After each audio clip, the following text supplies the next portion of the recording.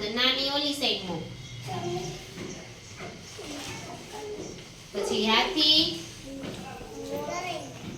મોટો, ગાય મધ્યમ હોય ને, નાની નહીં મોટી નહીં, એટલે ત્યાં આવશે, ઈ મધ્યમ હોય.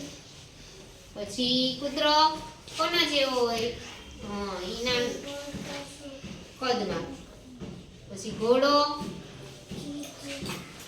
ઈ કેવડો હોય? મધ્યમ હોય, આવ નાનોય ન હોય, અહીંયા આવે ગાય જેવડો હોય, મધ્યમ. પછી સિંહ, સિંહ કેવો હોય? મોટો હોય કે નાનો?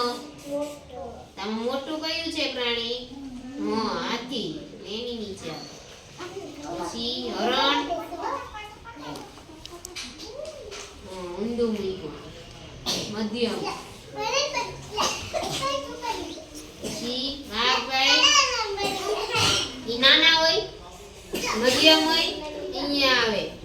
બધા મોટા પ્રાણીઓ કહેવાય.